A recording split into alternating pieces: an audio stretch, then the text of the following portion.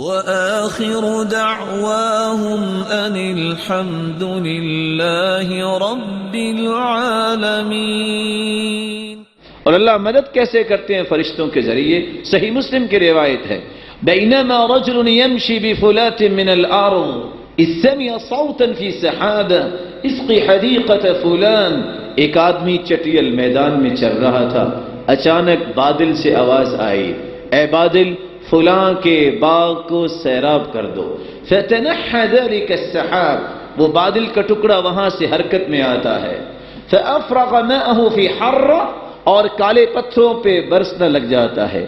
فإذا شرجة من تلك الشراج قد استوعبت ذلك الماء كله، خود سے پانی اکٹھا ہوا، خود سے کھالی بنی اور پانی اکٹھا ہو کے چلنے لگ گیا۔ فتتبع الماء، اور یہ شخص پانی کے پیچھے پیچھے ہے۔ فإذا رجل قائم في حديقته يحول الماء بمسحاته، کیا دیکھتا ہے؟ ایک باغ ہے، اس کے کنارے پہ ایک اللہ کا نیک بندہ کھڑا ہے جو پانی کو اپنے باغ کی طرف موڑ رہا ہے۔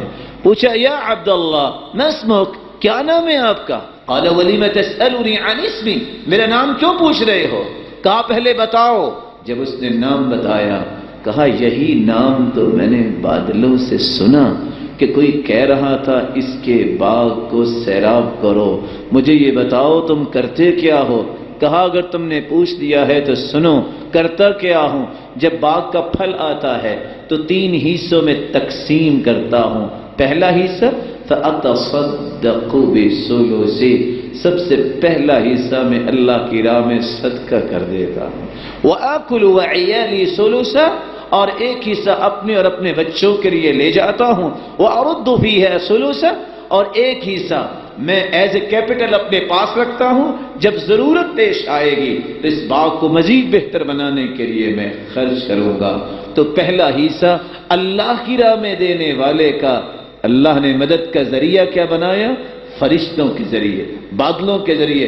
کوئی انسان نہیں، اگر کوئی یہاں کسان، یہاں کوئی زراعت کرنے والا بیٹھا ہے، اس کو پتا ہے کہ پانی کو زمین تک لے جانے میں کیا کیا دشواریاں ہیں، کیسے پانی کے لیے وہ سسٹم اور کھالیاں بنائی جاتی ہیں۔ بھلا پتھر پہ بھی کوئی کھالی بنتی ہے؟ بھلا اس طرح پانی اکٹھا دنیا والا بھی کوئی کر سکتا ہے؟ یہ سارے کے سارے بندوبست کرنے والے ہیں تو کون؟ اللہ رب العزت۔ لیکن کس کے لیے؟ جس نے یہ کام کیا کہ اپنے مال کے اندر سب سے پہلا حصہ اللہ کی راہ کے لیے رکھا۔